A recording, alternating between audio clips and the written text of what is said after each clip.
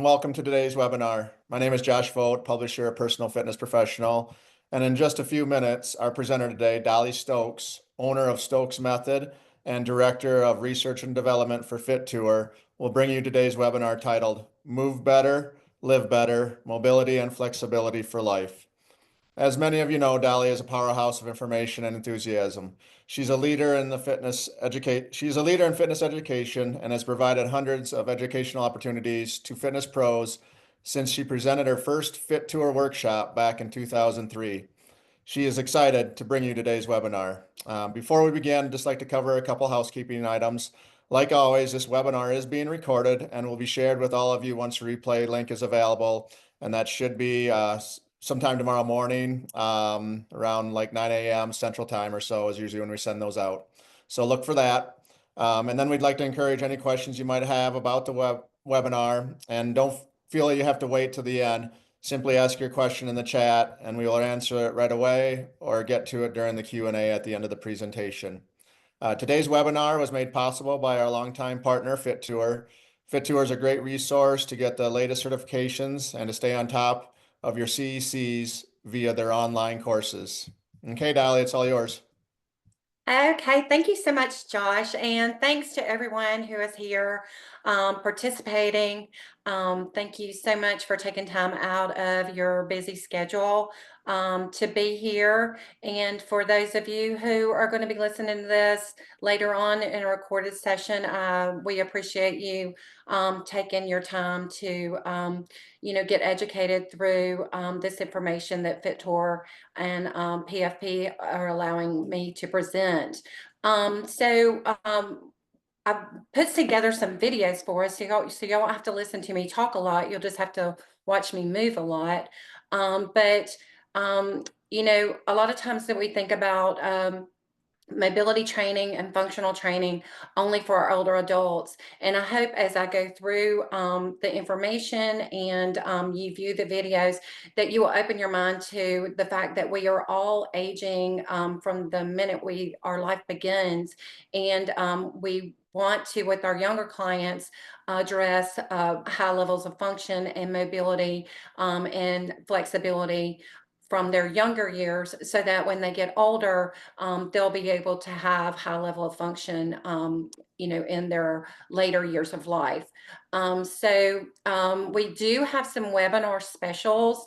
The information in this webinar is going to come from quite a few of the Fit Tour courses. And so each of these courses is going to be available, and you'll have a link at the end of the webinar, or several links at the end of the webinar that you can use to get the Fit Tour courses for $39.99. And that's going to include our myofascial release courses, the primary active and advanced active aging courses, the primary and advanced Pilates courses, also the Pilates reformer course, and also the core and functional training course. And as a side note, the Fit Tour primary myofascial release course is always free. So you always have access to that free course. So let's go ahead and get started talking about the topics at hand. So we're going to talk about spinal mobility and how really addressing the fascia and the muscles of the spine can help to improve mobility of the spine, which can also help to improve function. So this video is taken from the Fit Tour myofascial release course, and it just is a brief video showing some spinal releases of the scapular muscles and also the muscles of the pelvis that you can do using a half foam roller.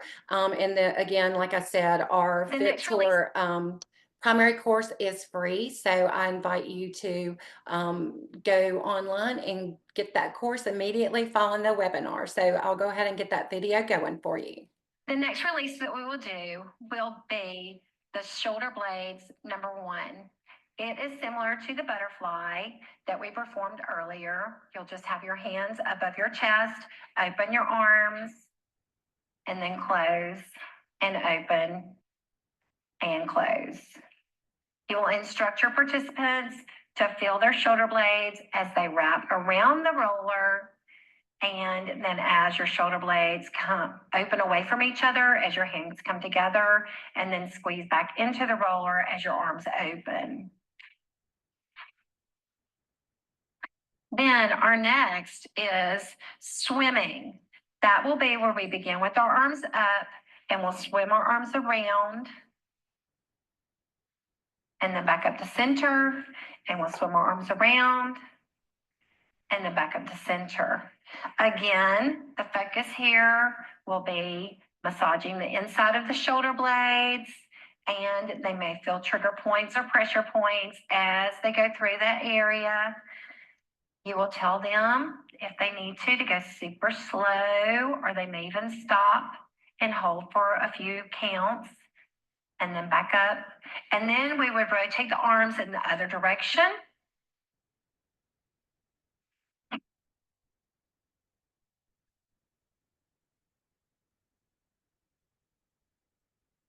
And all the while we're maintaining that balanced and aligned spine. So that was swimming. Our third shoulder blade is snow angels. We'll begin with our hands on the floor. You'll instruct your participants to lift their hands up, and then they'll bring their arms up and they'll lower down, and they'll bring their arms up and lowering down. And again, the focus of this release is the inside edges of the shoulder blades, to feel the shoulder blades gliding across the back as the body moves.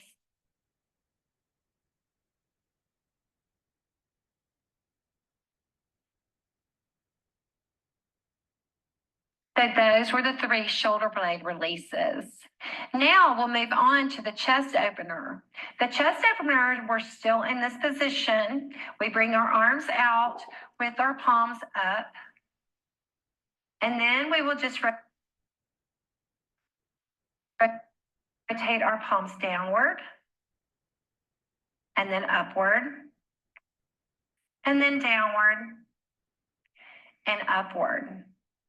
The focus will be to feel the chest opening, and we will also feel those shoulder blades again massaging into the roller. Now, a variation on this move would be to bend our elbows at a 90-degree angle, and the backs of our hands go to the ground and then come back up and go to the ground and return to that starting position.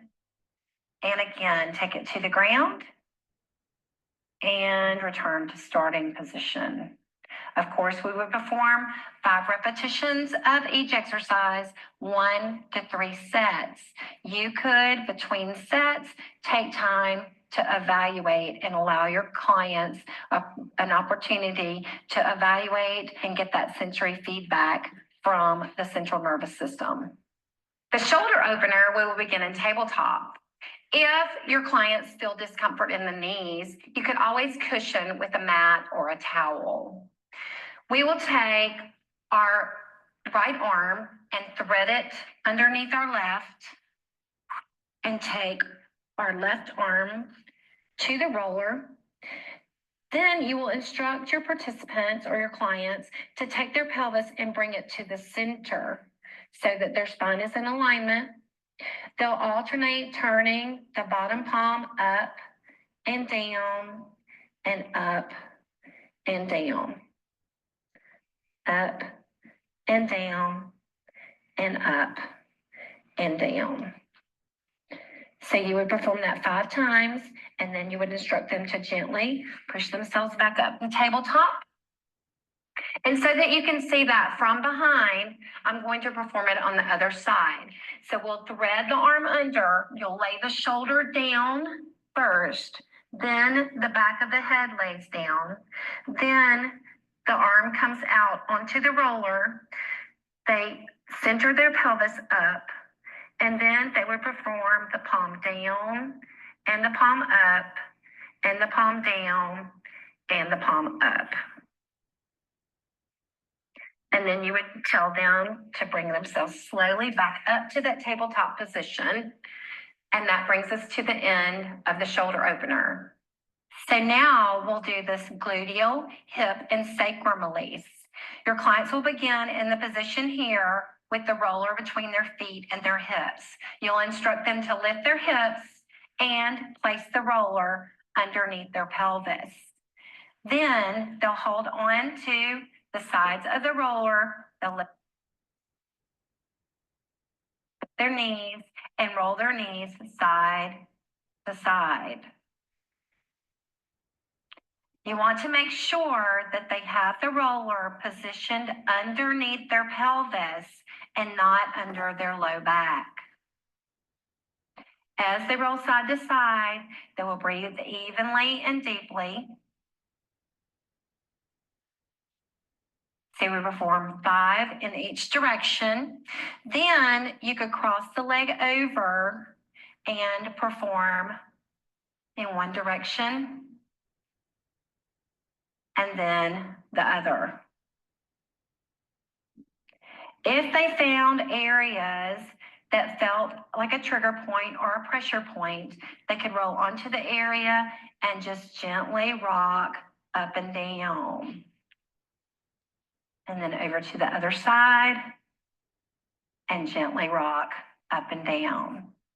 Of course, if you performed with the legs crossed, you would repeat on the other side. Okay, so that was just some spinal mobility with the foam roller. And if you want more in-depth information, of course, you can go to that primary myofascial release course that is free. So now we're going to talk about spiral, diagonal, and the fascial lines and how you can activate these to bring the body more into alignment and more into balance. So I'm just going to click on the video, and this is included in the advanced myofascial release course that we have. Now we're going to demonstrate the spiral diagonal movement patterns. These are the patterns that you would teach your clients or students prior to performing spiral diagonal stretch patterns. That way, if you teach them the movement patterns in a vertical position, they'll better understand the patterns that you want them to elicit during the lower body stretches in that horizontal position. So we're going to start with buckle the seat belt.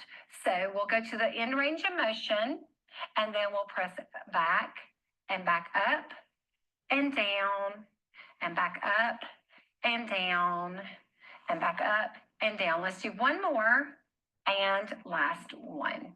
And then we'll do it on the other side. Reach as full range of motion as you can, up and down, up and back, full range of motion.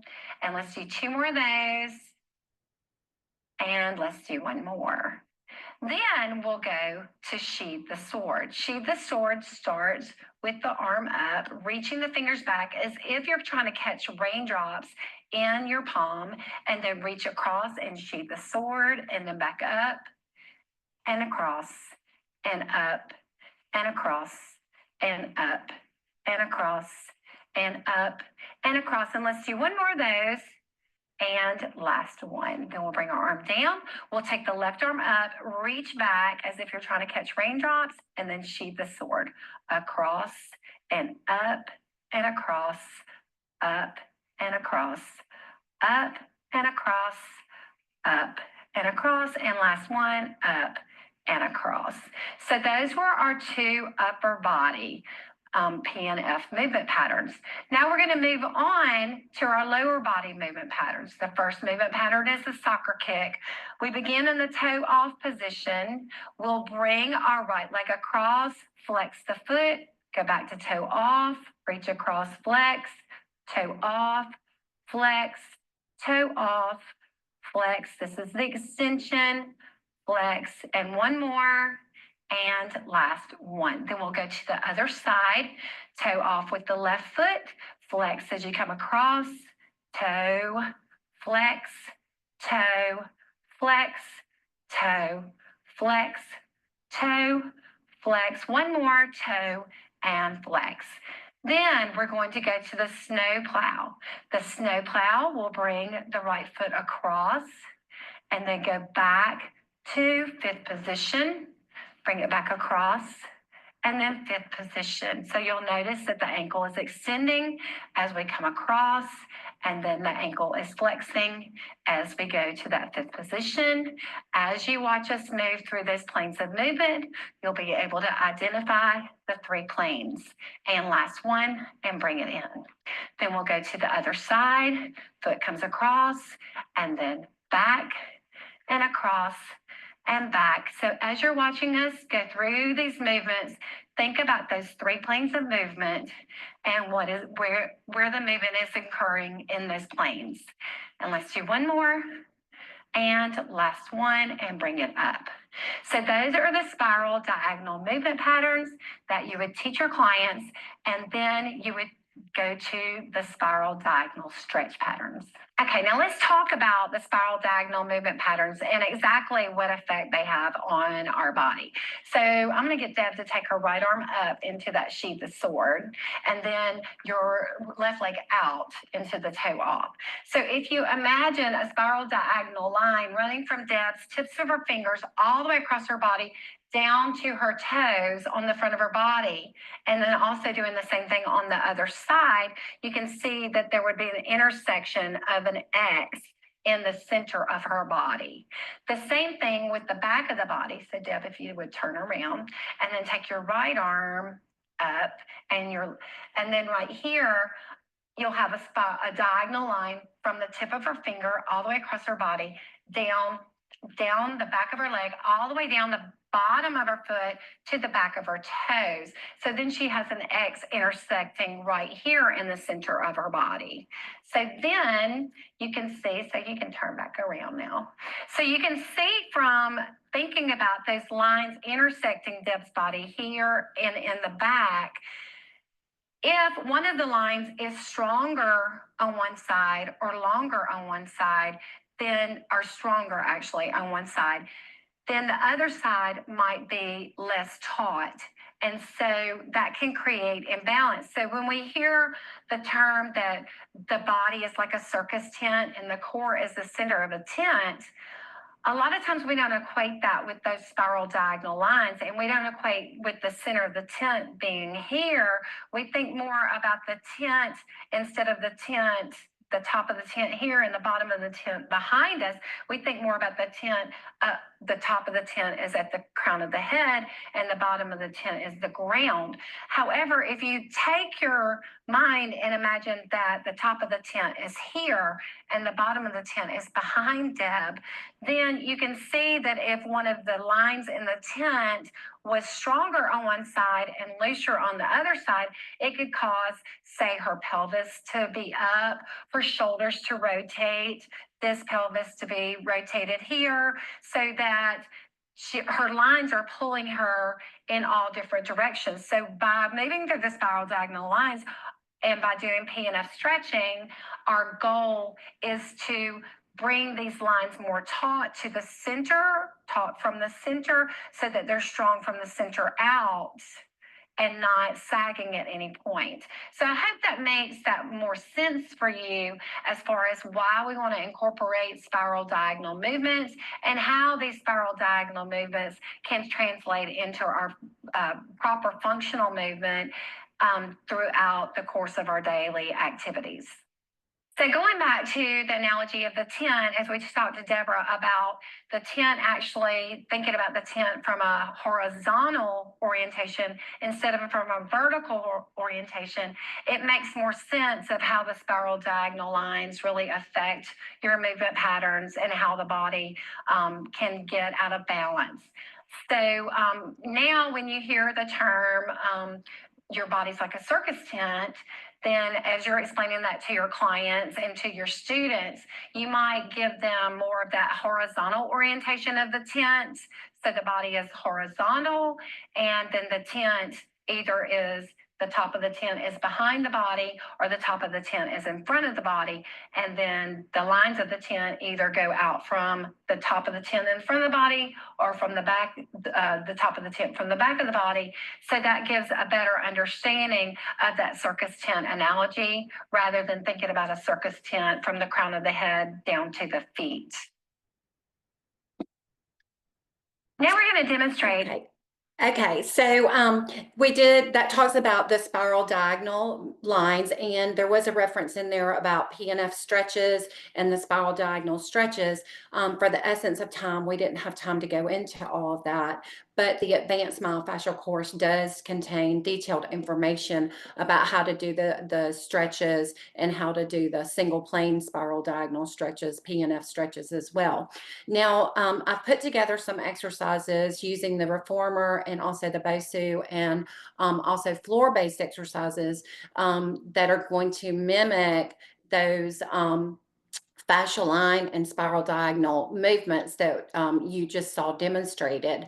And so we've got 3 more videos to watch that are going to demonstrate exercises using those movements that mimic those movements that you can incorporate using different types of equipment.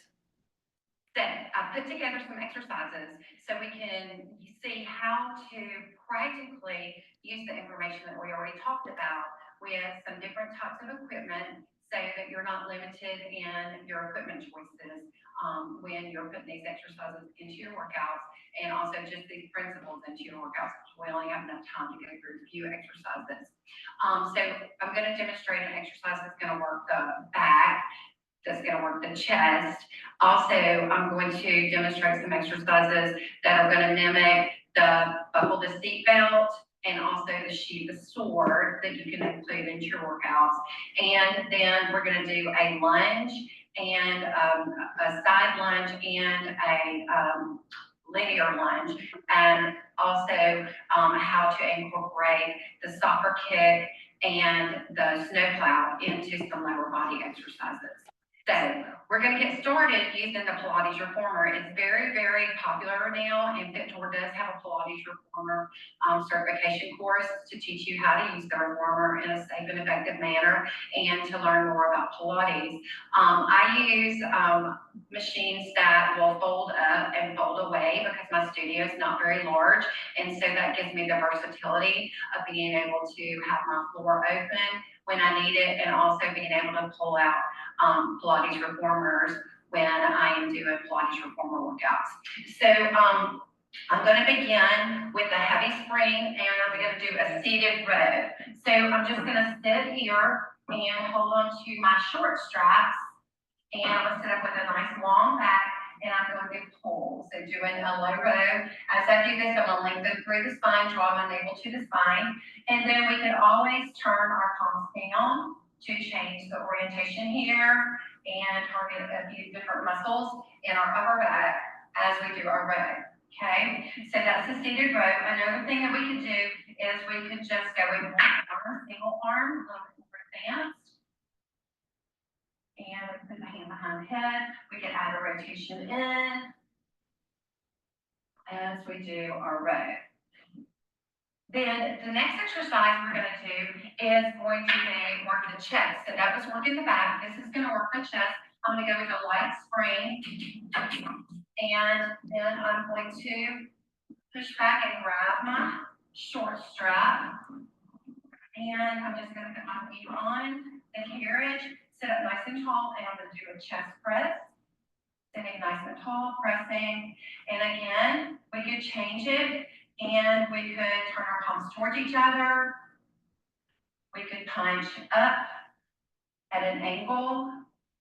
We could do single arm punches across, where we punch one arm across and rotate the torso to get that transverse plane in there as we're doing our exercise. So that is a chest press on the reformer that we can do. Then I'm going to turn and face you and do buckle the seat belt. So I'm going to hold on to my short strap again. I'm just sitting on my box, and I'm going to bring my arm up and over, and then I'm going to reach back with it, and then bring it up and over, and then reach back. Then to sheath the sword would be to bring the arm up, and then reach across, and bring the arm up, and reach across. Then, of course, we would do it on the other side. Now, if you wanted to add a little bit more challenge for your clients to work on the back of the body and also to work on balance, a little bit more advanced version would be to, of course, you could do the seated raise that way, and you could do the chest press this way, but I'll just demonstrate. Buckle the seatbelt, so I'm in a kneeling position. Buckle the seatbelt, and then sheath the sword.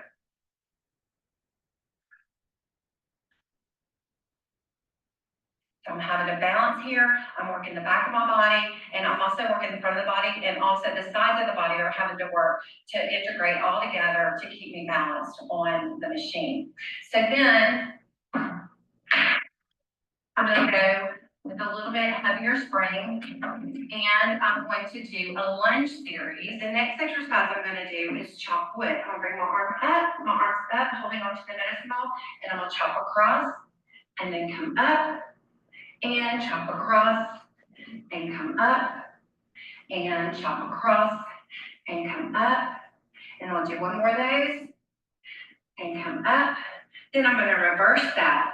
I'm going to chop across, and come up, and chop across, and come up, and chop across, and come up, and last one, and come up.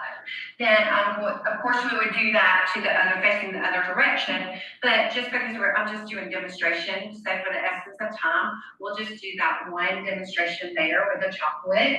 Then I'm going to put my short box back on, a lunge, and we're going to do a lunge. Now a lunge is a little bit less challenging on the reformer with the short box, so I always like to start with my clients using the short box when I do a lunge. I'm going to stand on the platform beginning with my feet parallel, so my feet are under my hips. I'm going to lunge back with my right leg, and I'm just going to lunge, and then I'm going to bend and straighten. So this is just a basic scooter lunge.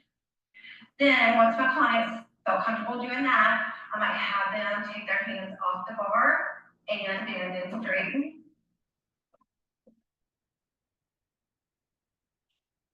Then we can add a stand and sit. So stand and sit. And my balance is not very good, so I do have to use the bar, but your clients might be able to do it without holding onto the bar. And then we're going to step back, and adding in, I'm going to add a plank. So now I'm working in a plank, and then I'm going to bend and straighten my legs into a squat. So we can add that in. Then I'm going to step up with the other leg and do the bend and straighten lunge. This is great for working on balance, also proprioception, because I'm elevated off the floor a little bit. It does stimulate my central nervous system being off the floor. Then I'm going to press back, and then I'm going to stand up and down. So some of you may not know that I have multiple sclerosis, so my balance is affected from that. So when I'm elevated like this, my central nervous system really gets stimulated, and it makes me shake. So then I'm going to step back into plank, and from this plank position, I could do a soccer kick, where I lift my leg up to the side, and then kick across, bring it down, and the other leg up, and kick across, and then bring it down. So again, that's up, kick across, and bring it down, and up, kick across, and bring it down. Then I can go back into my lunge, stand and sit, maybe 4 times, 3 and 4, and then step back into my plank.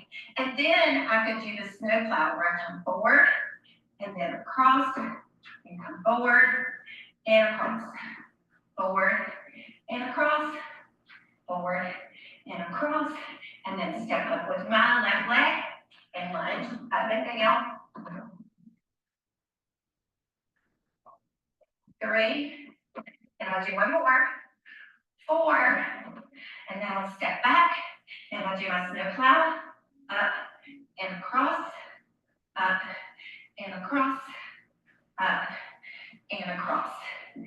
So that gives you some examples of the movements that you can do on the reformer to mimic those myofascial line movements and also functional movements. Yeah, so if you don't have a reformer, you could always do those plank exercises, mimicking the soccer kick and also the snowplow, just in a plank position. You wouldn't have to have the reformer to do that. But I just wanted you to see some exercises that you could do using a reformer to activate those spiral diagonal lines. And again, that Fit Tour reformer course and also the Pilates mat courses are on special for $39.99. Now we're going to move on to the BOSU based exercises.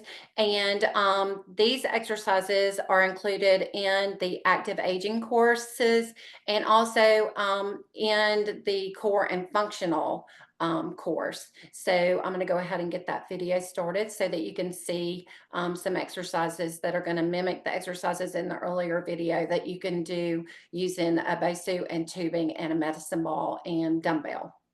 Exercises that you can do the BOSU and some tubing as well as a dumbbell and a medicine ball. So I've got my tubing anchored onto my reformer, but you can anchor your tubing. I can anchor it on the bar. I do that sometimes with my clients. And also whatever you have at your facility to anchor tubing. So I'm going to start off with kneeling rows. Now kneeling on the BOSU really works on balance and proprioception. And also, when you have your feet off the floor, as I do, it's going to engage the back of the body and also the front of the body to stabilize. So you're really doing an integrated exercise here. So I'm going to just do a low row as I'm kneeling. And of course, if your clients could not balance with their toes off the floor, you could always have them balance with their toes on the floor. But kneeling is one of our functional movements, or one of our functional positions that we get in. So I really like to work on kneeling with my clients. So I'm doing a row where I turn my palms down. And then again, just as we did on the reformer, I could do a single arm row. And so when I do the single arm, it requires me to really engage those core muscles to balance. I can add a head turn, and that is going to really help with balance and work on the proprioception. Now, something we didn't talk about with the reformer is you can always have your clients close their eyes as they're doing an exercise, and that brings in the vestibular balance and their ability to balance as they have their eyes closed, because our eyes do help us balance. So that was a kneeling row. Now we could do a kneeling chest press on the BOSU using the tubing as well. And so we're going to kneel here, and we're just going to do a press forward. And we could do the single arm punch again, just as I did on the reformer. Let me double these things up so they're not flying everywhere. Here, I could turn my palms towards each other to change the angle on the shoulders and on the pec muscles. I could do a punch across, working in the transverse plane of motion. Here, I could punch up high. So there's lots of different variables you could add in. You could do single arm punches. So you just be as creative as you want to. Use all the different movement principles to create more movement and more, sometimes it's more interesting movement. And it's good to stick with simple movements and then just layer on different dynamics as far as direction or rhythm to change and make it a little bit more interesting. So now I'm just going to punch across into buckle the seatbelt and then press back and buckle the seatbelt and press back. So I can press my hand into the outside of my thigh, and that adds a little bit more element of balance there. I can have my hand on my hip, or I can have my hand behind my head. This arm could actually be doing another exercise to work on coordination, where I may have a dumbbell in my hand doing a bicep curl as I do buckle the seatbelt with one arm and a bicep curl with the other arm. So the next would be sheathe the sword. I'm just going to come up behind, and then I'm going to reach across and come up behind and reach across. Again, if I had a dumbbell in this left hand, I could reach up and out, doing a side raise with the dumbbell as I do my sheath across, or sheath the sword. Okay, so those are some examples of things that you can do with a BOSU and tubing to work the back, also the chest, and also to mimic those fascial lines of movement. So then I'm going to grab a medicine ball and I'm going to do chopped wood in a kneeling on the BOSU. So this is going to work the outside of the body as well as across the body, working on my sling in the front, my interior sling, and my posterior sling, and also working those muscles on the side of the body. And then I can change it where I'm stocking groceries. So I'm getting that rotation, so I'm working through the transverse plane. You can see I'm doing a lot of different, working through all three planes of movement as I go through those exercises. So then the next exercise I'm going to do is a lunge off the top of the BOSU. So my balance is super challenged because of a multiple sclerosis. So just bear with me, but you're going to have clients who are like me who do have a balance challenge. Also sometimes have a word challenge, vocabulary challenge. So I'm just going to do an alternating rear lunge.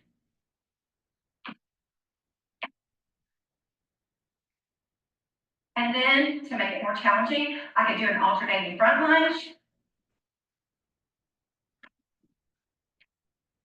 Then I could add a squat in between the lunges. I could squat maybe 4 times. 1, 2, 3, 4, and then I could do alternating rear lunges for 2, 1, 2, and then I can squat again for 4, 1, 2, 3, 4, and then I could alternate front lunge, and then I could squat again for 4. So that brings in that neuroplasticity that you can do to help with functional aging, where people are having to remember a sequence as they move, a sequence of numbers of exercises that to do, a number of reps, and also a variety of exercises layered on top of each other. So then another lunge that you could do would be to lunge across to the front, and then at a row, we're reaching across the outside of the knee and rowing and rotating in. So this will work on our transverse plane. And also, we're getting a hinge and a pull and a little bit of a push when we push forward. And then we're going to step back up onto the BOSU and balance. And then we would go in the other direction. So row and pull and push. And I like to encourage my clients not to balance with their hands on their thigh, but just to let their arm just balance with their arm naturally beside them, so that their arm moves with their fascia, so that they're not just holding on and they're kind of keeping that fascia from moving. So then I'm step all the way back up, and then we could do a rear lunge backwards, since I'm going to right into that automatically, and we could do a tricep kickback here. So as I told you, my balance is very challenged. So for me, this is really a lot of work. So some of your older clients might be that way too. Also, your younger clients who might be like me and have balance deficits. And then come up, and then of course, we would do it to the other side. So I'm across, and then I'm doing my tricep kickback.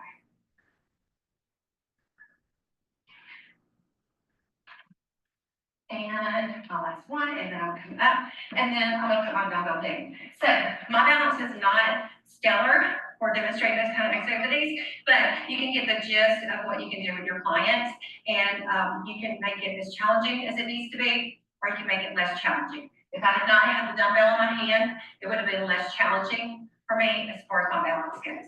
So those are some exercises that you can do using the BOSU, tubing, dumbbell, and medicine ball. And those mimic the activities of daily living or functional movements, incorporate this functional movements, and also move us through those myofascial lines. Okay, so now we're going to go to the last video that's going to have some floor-based exercises that you can do. So if you don't have a reformer, you don't have BOSUs, these are some exercises that you can do using just the, being on the floor with some different equipment. So So now I'm going to show you some exercises that you can do using the functional movements and also thinking about moving through those myofascial lines. So it's the same exercises, it's just we're going to have the tubing here, we're going to have our feet on the floor. So your first progression would be just to do rows with the tubing with the feet anchored. And then the next progression might be to lift one leg up. And then to make this more challenging, you can take the leg out to the side. That's going to challenge the sides of the body and challenge the balance a little bit more. And then a little more challenging would be to take the leg behind. And then we can even add a hinge in here. So we're doing a hinge and we are doing the row.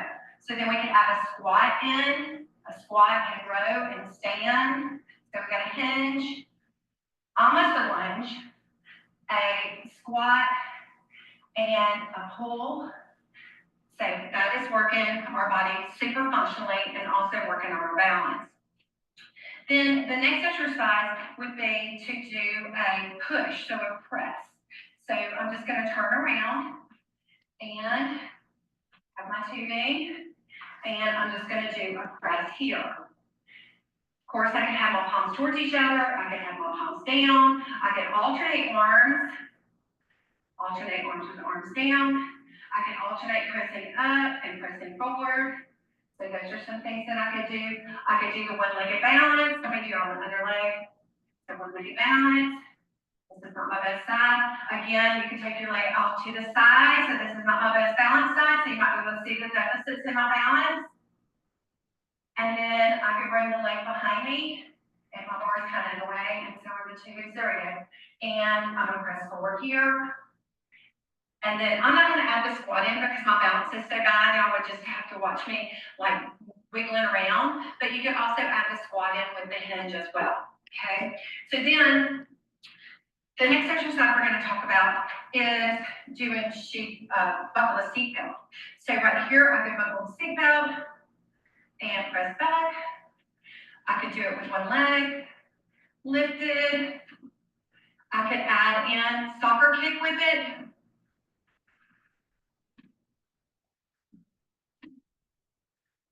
I could add in snowplow with it.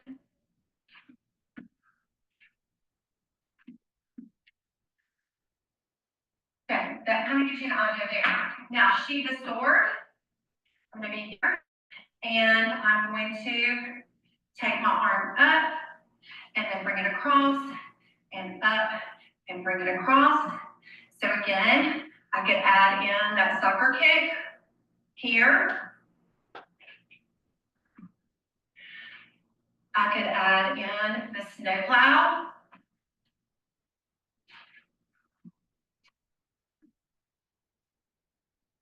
So you get the idea of how we can put those movements together during our workouts just to create variety, to also work those myofascial lines in a very systematic way, but make it fun for our clients as well. So now we're going to talk about how we can use paper plates or glides. I have paper plates in my studio because they're real easy to keep, and they're easy, perfect for my little studio because I don't have a lot of storage space.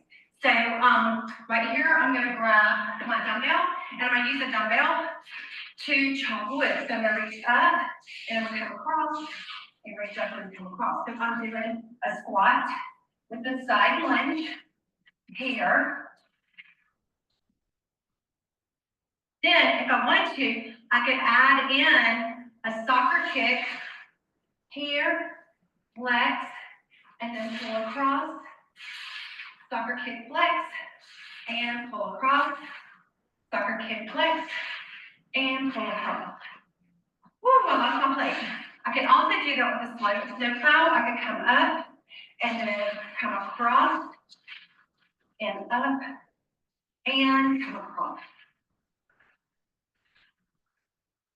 So of course we would do it on the other side. Now, as I come across there, we can turn that into a curtsy squat where we have our arms out.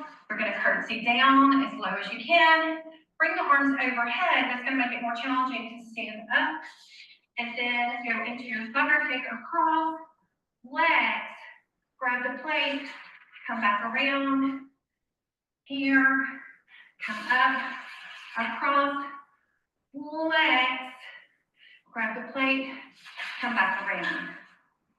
We can go into alternating with that.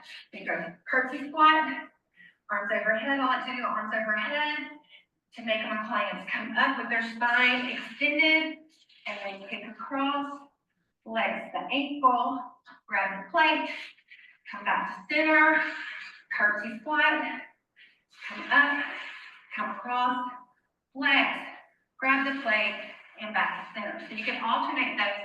That makes it a little bit more challenging. Now let's talk about what we could do. Just simple movement, walking lunge. So we could just do basic walking lunges, which you all know how to do, walking lunge. But we could have the leg that steps forward, you know, the dumbbell in opposite hand from that leg. You could do a bent over row, maybe 4 bent over rows.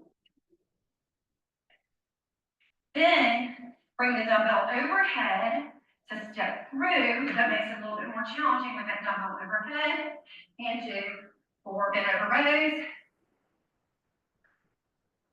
And then bring the dumbbell overhead and step through.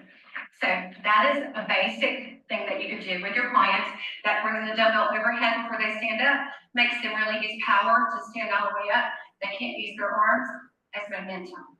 Then we could add in here, where we lunge through, a little bit more challenging, is to lift the leg up and do 4 rows.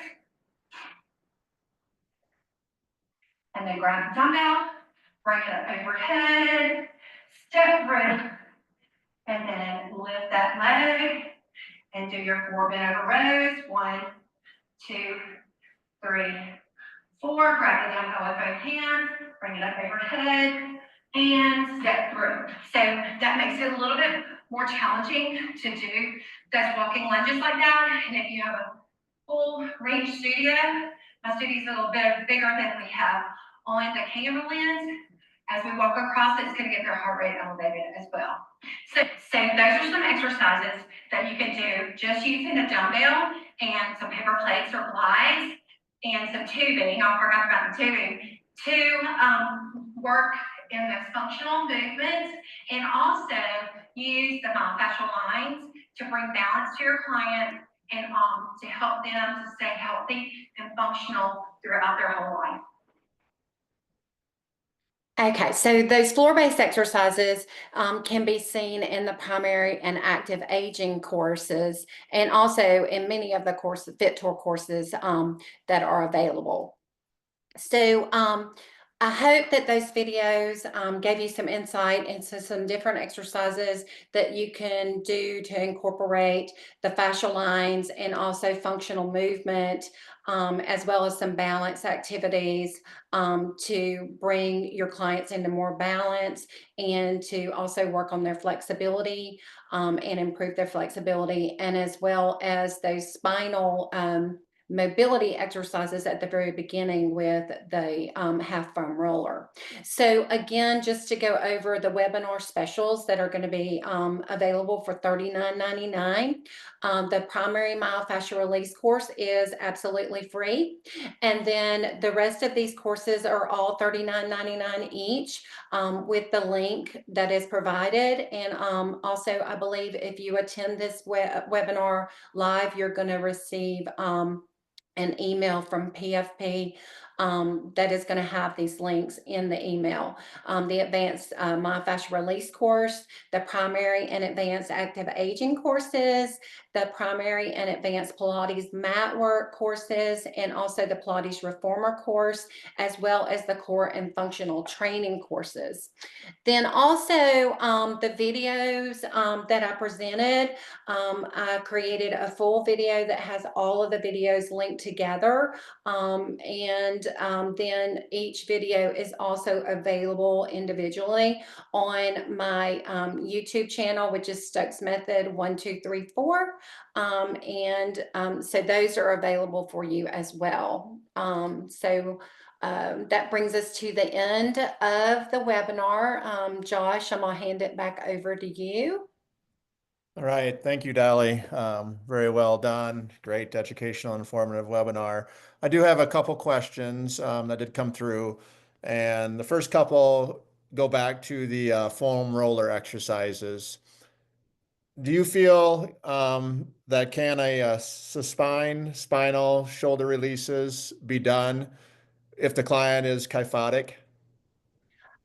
You can do the releases with a kyphotic client. However, you may want, it depends on how severe their forward head is and the curve in their upper back.